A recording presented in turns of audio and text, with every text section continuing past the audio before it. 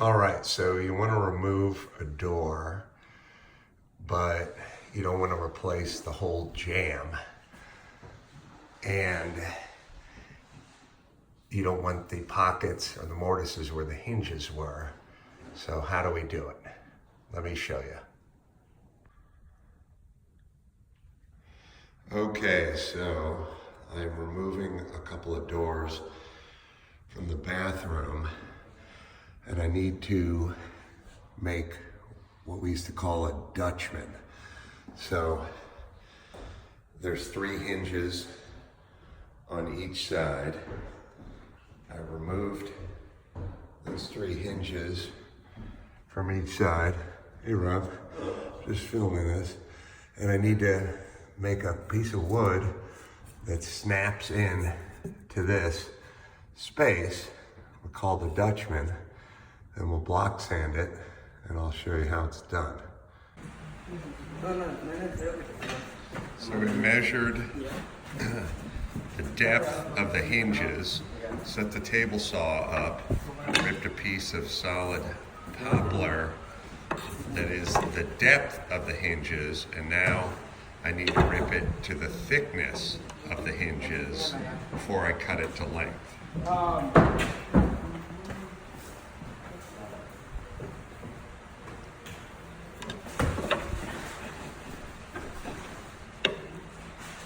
So 1.5 inches is the depth of the hinges, and now, or the width of the hinges, and now I need to do the depth at 1/8 of an inch, and the length is 4 inches. I'll show you how to do that. So we set up the table saw to do the width of the hinges, 1.5 inches, rip this piece of poplar, and now it's time to set it up to do the depth of the hinges, 1/8.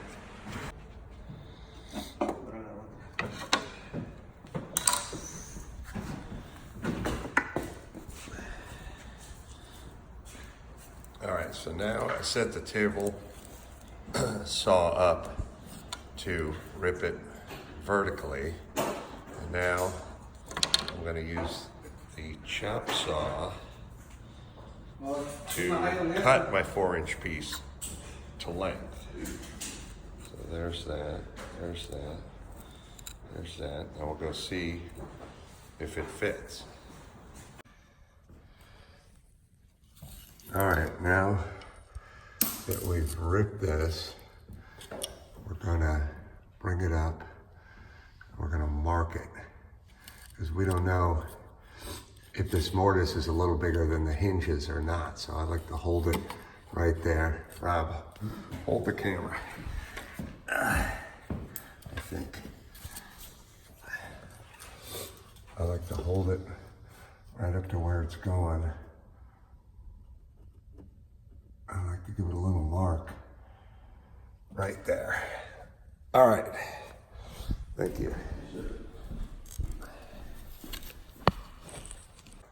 We have our mortise here. We've made our block on our table saw. We want to make it a little bit proud. I want it to stick out a little bit each direction, because if it sticks out a little bit, we can block sand it. If it doesn't stick out, then we're gonna have to Bondo it, and it's gonna defeat the whole purpose of it. I'm gonna get a little glue and spread it around in the corners a little bit in here, and just help with the adhesion. The goal is to use little to no spackle. So there it is. It sits. Now I wouldn't put a nail in it. A nail in it might blow it apart. So I might put some tape on it, but the plan is to let it sit just a little bit proud of this, take a block sander to it, and then take the same block and turn it this way. So this is intentionally hanging out a little bit here and a little bit here. Very easy to block and block. And if you check the seam, I don't think you're gonna need to put any spackle in there. Thank you. Here's the piece. There's that, there's that. There's that.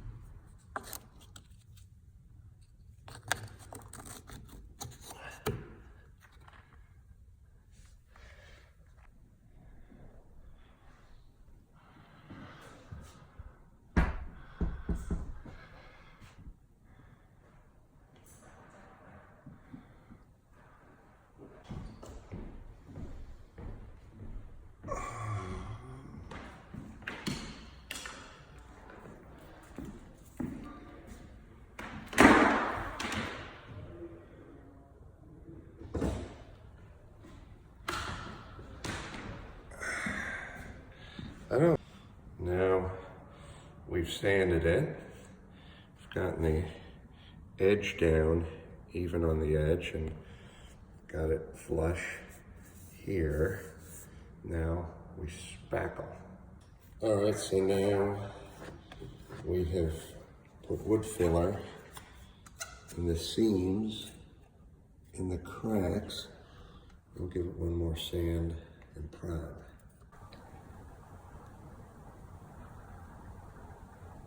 Okay, now we have sanded the wood fill off and we're ready for priming. Priming will let us know if in fact there is any gaps, any fissures, any dog nuts. Let's check it out. Okay, so now we primed our area, and here you go. Has a light coat of primer on it. You can't really see any seams or cracks, but when the paint goes on, the paint will go on much thicker, and if there's any little imperfections, that should be enough for the paint to fill in any little very slight imperfections. There you go.